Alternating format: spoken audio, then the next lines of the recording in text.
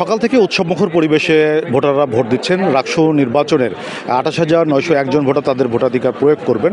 দুপুর ২টা পর্যন্ত নির্বাচন কমিশন যে তথ্যটি জানিয়েছে সেটি ৪০-এর মতো ভোট পড়েছে। তবে আমরা দেখেছি সকাল থেকে নারী ভোটাররা যেসব কেন্দ্রে ভোট দিয়েছেন সেগুলোতে উপচে পড়া ভিড় ছিল। তবে পুরুষ ভোটারদের যে কেন্দ্রগুলি সেগুলো কিছুটা ফাঁকা থাকলেও এখন কিছুটা বাড়ছে ভোটার।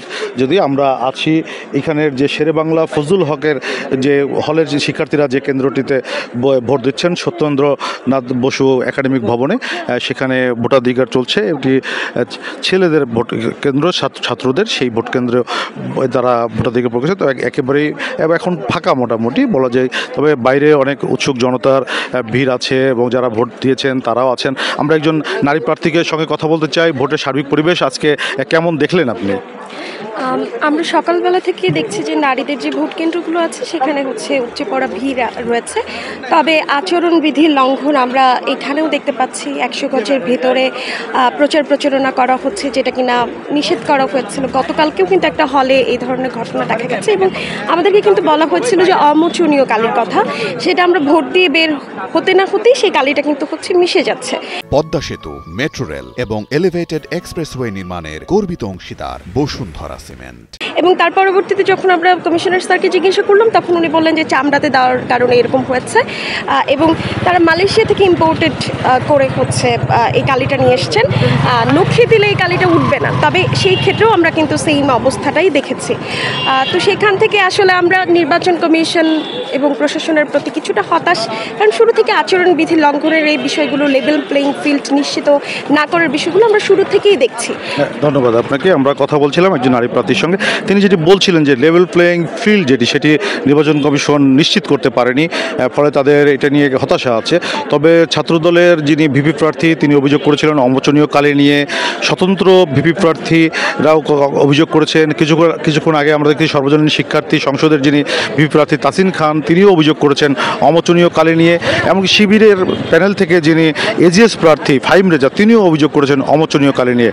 গতকাল যখন নির্বাচন কমিশন নিশ্চিত করেছিলেন যে তারা যে কালিটি ব্যবহার করবেন সেটি অন্যান্য বিশ্ববিদ্যালয়ের যেরকম অভিযোগ হয়েছে এটি সেখানে হবে না, তেমনটি হবে। আমরা এখানে দেখছি যে নারী ভিপি প্রার্থী তাসিন খান গণমাধ্যমের সঙ্গে কথা বলছেন। আমরা একটু তার বক্তব্যটা শুনতে চাই। আমরা একটু তাসিন খান থেকে একটু শুনতে চাই সার্বিক পরিস্থিতি কেমন দেখলেন নির্বাচনের সার্বিক পরিস্থিতি বলতে ক্যাম্পাসে ভোটারদের উপস্থিতি বেশ ভালো আছে। জানি না এখন কত % ভোট অ্যাকচুয়ালি কাস্ট হচ্ছে। আর আমাদের নির্বাচন কমিশন প্রথম দিন থেকে আজ পর্যন্ত আমাদেরকে হতাশ করতে ব্যর্থ হয়নি। আমরা দেখেছি লেভেল প্লেইং ফিল্ড বলে তো এখানে কিছু ছিল না। আমাদের আচরণবিধি অজস্রবার ভঙ্গ হলো। ইভেন আজকে সকাল পর্যন্ত, কালকে রাতে আমাদের নির্বাচন প্রচারণা বন্ধ ছিল। তারপরেও জুলাই ৩৬ হলে আমরা এরকম দেখছি যে একটা প্যানেল থেকে প্রচারণা করা হয়েছে, সেটা লিখিত অভিযোগও দেওয়া হয়েছে। নির্বাচন কমিশন কোনো ব্যবস্থা নেয়নি। আজকেও ভোটারদের লাইনে প্রচারপত্র বিতরণ হয়েছে। সাথে আমাদেরকে নির্বাচন কমিশন আশ্বস্ত করেছিল যে আমাদের যেই কালিটা দিবে হাতে সেটা অমোচনীয় হবে, কিন্তু এটা আসলে একটু বেশি আমরা দেখলাম যে মোচনীয়র চেয়ে বেশি মোচনীয় হচ্ছে। কিছুক্ষণ পরেই পানিও লাগে না, হাত দিয়ে ঘষা দিলে উঠে যায়। তো এইসব বিষয় নিয়ে আমাদের মনের মধ্যে একটা শঙ্কা তো আছে। আবার আমাদের এরপর ভোট গণনা কেমন হবে বা ফলাফল কেমন হবে সেই জায়গায় আরও কোনো অসঙ্গতির সাক্ষী হতে হয় কি না সেই নিয়ে আমরা শঙ্কিত। ধন্যবাদ তাসিন খান আমাদের সঙ্গে যুক্ত হওয়ার জন্য।